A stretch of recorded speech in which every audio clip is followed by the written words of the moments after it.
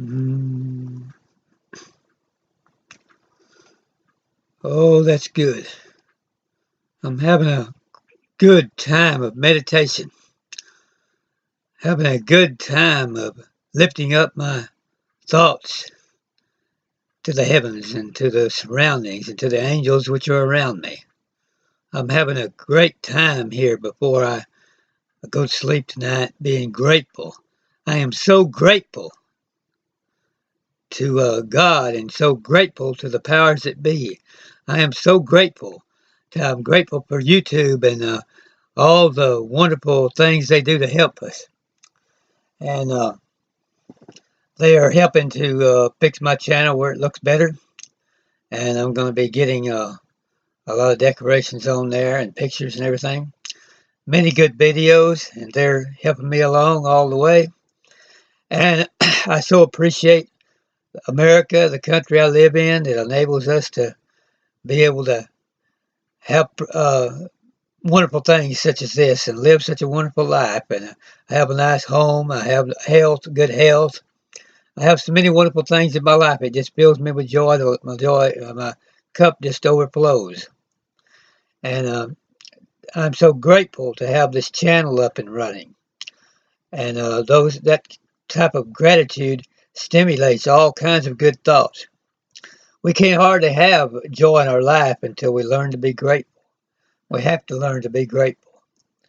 And the great immortality and infinite consciousness which we can attain to, or that which we can understand, just wells up within us once we begin to understand these truths. I want to always remember to be grateful for the truths which I am receiving about immortality and about infinite life and about infinite joy and about the angel wings that are spread over me all the time. And I want to be more and more aware and more conscious of what it all means, what the significance of it is, what the implication of it is, how great it is, and how much intensity it is. There's a great song that says, "The love of God is rich and pure, how measureless and strong." And we know that infinite love exists all around us. We know infinite health exists all around us. And it's just a wonderful thing. The love of God is greater far than tongue or men can ever tell. It goes beyond the highest heaven and reaches to the lowest hell. I will sing that whole song for you later, but it's just to remind you of the words of that song. And if you can just imbibe the words of that song into your life every day. And one of the things that's been said about healing is that you can heal people a whole lot easier if you have a huge amount of love.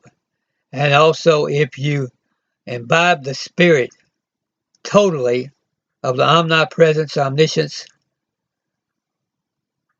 and omnipotence of God. And feel it every moment. Feel it every moment within your soul.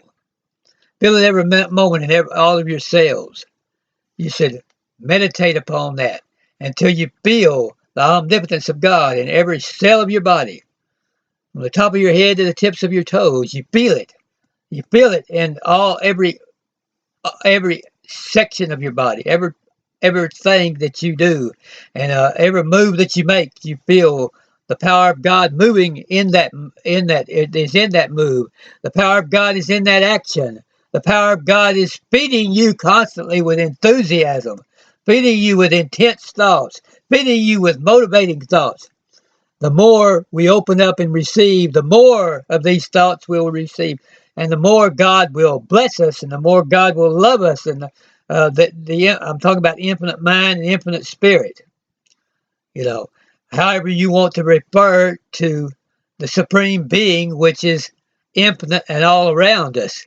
and which also is within us, and which we contact within our soul. We don't contact by searching somewhere else. We don't contact by looking up and thinking that we're going to bring God down, or that we're going to, but we, or that we are even that we are going to ascend the mountain and find God. But what we do is we realize that God is already within us, and wherever God is, that's where all of His power is. So all of His power is within us. Uh, it is said that Jesus sits at the right hand of God the Father. But where is the Father? So Jesus Himself is sitting within us. And all of the angels which ministered to Jesus are sitting within us. He could have called 10,000 angels. That means 10,000 angels are available to us. All power has been given unto me on heaven and in heaven and in earth. And I'm leaving that power to you. I'm sending that power to you as I leave. Jesus even said that. The Master, Jesus, said that. And that's been said by lots of people, that we have a powerful presence all around us. So we need to begin to open up the windows of our mind and begin to bring in all of this and realize that it's actually already within us. And what we need to know, we need to realize, is that all healing energy and healing power and productive thoughts and creative thoughts and power to accomplish, power to be prosperous, power to heal and heal others, powerful power to gain wealth, power to overcome everything. All of that is already within us. We're born as when we first are first born, we start learning how to resist the power of God and how to resist all the wonderful things which are really already given to us. We learn how to resist the grace of God. By grace are you saved through faith. It's all a gift. It's all a gift of God. Over and over, we find it says the gift of God. And it is all a gift of God. Every good and perfect thing is a gift of God, cometh down from the Father of lights, in which there is no variableness of turning. It never turns away. The infinite mind, infinite spirit never changes, never turns away from goodness and greatness, and never turns away from power and healing, never turns away. He never turns one way or the other away from all the glory and the greatness and all of the bright and shining light. It's always there. The bright and shining light is always within us. All we have to do is just open those doors and look in there, and it's in there, and begin to let it flow out to our body and begin to let it flow out into all of our actions. And as we do that, we become more and more enthusiastic about really living our life, and we begin to enjoy our life even more and more every day. And pretty soon we can't imagine that we ever had a depressed day in our life. I have to think back to teenager or early 20s to even remember a depressive thought, because God has been so great and has provided so many positive thoughts through the years. It's just been a wonderful and great thing, and it gets better every day. And so I look forward to many more years, 50, 60 more years of great, and hopefully more of great and productive and wonderful thoughts coming in. And I can look forward to many more years, because of knowing that every year is going to provide so much more. I keep these journals, as I've stated. I've got a pile of them here, just like I did in my study, and in my office I have them, and in all the other rooms, and here in the bedroom I have also all of these journals. It's just packed full of things which God has given me, all because I was enthusiastic enough and grateful enough to turn to Him and ask Him. I write down questions to God. I write down questions to Infinite Mind, Infinite Spirit. Write down questions to all of the wonderful beings that are in existence, angels. If you want to believe in ascended masters, whatever, I write down questions to all those folks, and I ask, and then I sit and I meditate upon those questions, and I tell them that if I receive that answer, I will write it in the journal and eventually publish it. And this is what I am doing, and this is what I have: many journals full, packed full of all sorts of thoughts. And it was so many thoughts till I actually had to come up with symbols just to keep from from writing thousands and thousands and thousands of pages. So it's concentrated. The pages are actually concentrated pages, concentrated glorious power within all of these pages. Um, it's just a wonderful thing when you begin to take time for God and when you begin to take time for reflection in your life. And I want to always take time every day. I made that a goal clear back in my early 20s. I had read about other great men doing it, and I made it a goal to spend several hours a day in reflection and meditation. And it has really paid off. It's given me glorious, glorious thoughts and caused me to live a very happy life. I can be happy no matter where I am and whatever I have. I'm always happy and joyful, and I have to be grateful for that. I have to be grateful for the good things I got that I have, or we won't receive. We may not have the consciousness to receive more if we're not grateful for what we do have. I'm grateful for the grace of God. As I say, as people are always saying, if not, but for the grace of God, I would be, the worst of all human beings, and we all could be the lowliest of all human beings and the worst and have less if it wasn't for the grace of God. But for him, because of His grace, we have all these wonderful things. We have nice homes, we have lots of property, and we have lots of real estate, and we're flourishing financially in every way. It's all by the grace of God. We don't come up with any of that on our own. Uh, we receive God's thoughts, which helps us to make that money.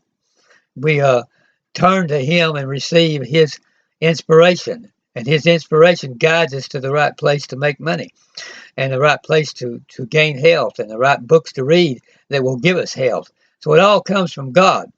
And it's such a marvelous thing. I started out early 20s realizing all of the gloriousness of infinite mind and infinite spirit. And I began to look more and more into it. And every year that went by, I found more and more information and more books that were written by great people who had realized the same thing and had put their meditations down and put all of their healings that they had done, how many thousands of people that they had been instrumental in healing. That's all in books. Uh, Millions and millions of testimonies are in books that you can find of people that have been healed of every disease that you could ever name.